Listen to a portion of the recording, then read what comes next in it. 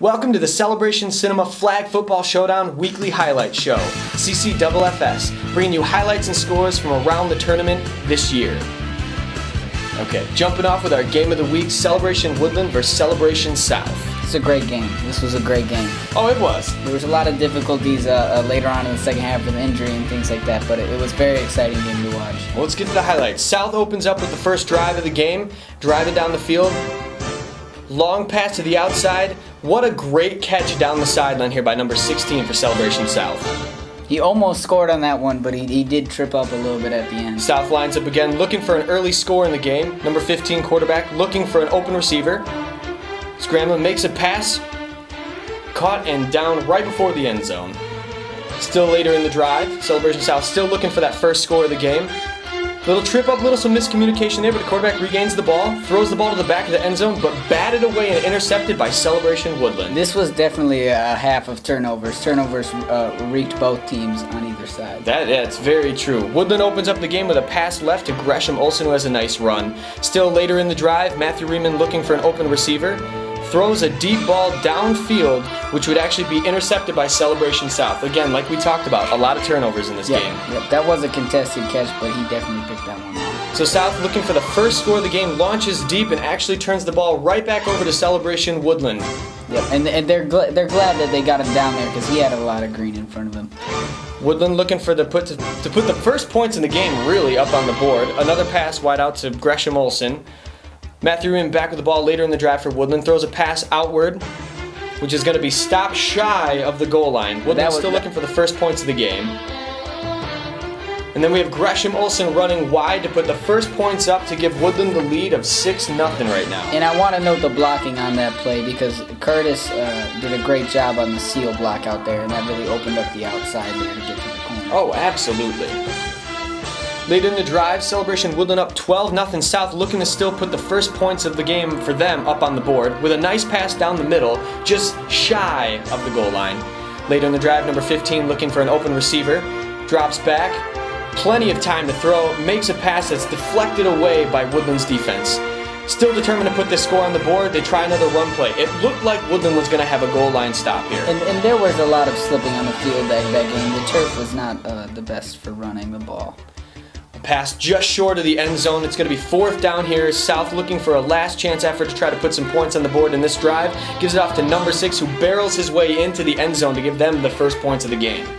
This was a game of goal line defenses. They were really pushing it all game long. After a 2-point conversion, South has now got up on the board. Scores 12-8 Woodland. Later in the drive, Celebration Woodland looking for some points again. Dumps it off to Carlos Ahumada, who makes a run all the way to the goal line to put some points on the board. Woodland would lead after this score 18-8. Toward the end of the first half, Woodland trying to put some last points on the board before halftime. Actually, a deflected pass here caught on a 4th down play, which gives them a score of 26-14 going into halftime.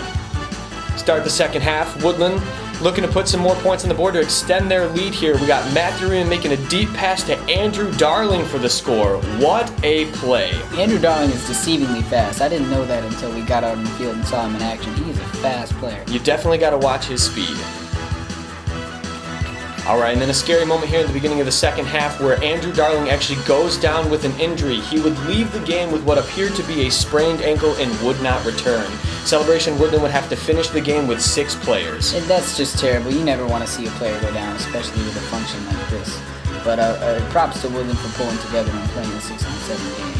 Reports show that Andrew Darling will be back for the next game. It looks like he just has a minor sprain as of right now.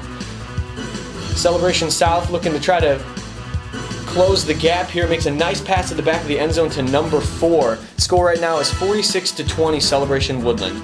Woodland regains the ball with a nice scramble here by Matt Riemann going for the end zone, making it just shy of the goal line. And this is a sportsmanship move. He called himself out on that one for batting hands away.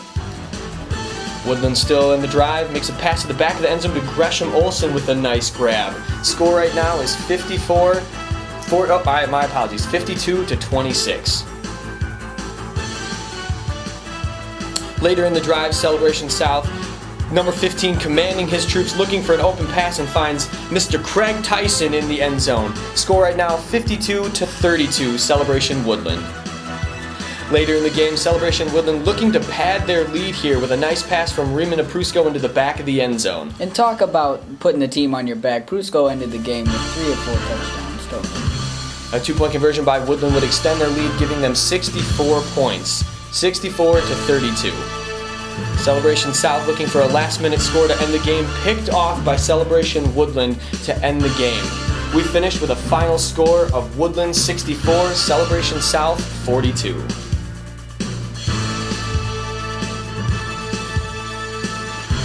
Now let's look at some scores from around the tournament. We had Celebration Crossroads playing Celebration North. Crossroads on top of North 90 to 44. It was a pretty good victory. North will be playing Benton Harbor June 15th, and Crossroads will actually be facing Rivertown June 15th as well, and that will be our next game of the week, bringing you more highlights. Also, we had Carousel playing Lansing, Carousel on top of Lansing 52 to 14.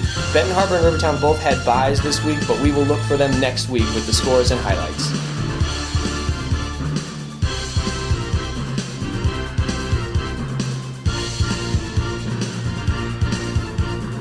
This has been the CCFFS Weekly Highlight Show. Join us next week.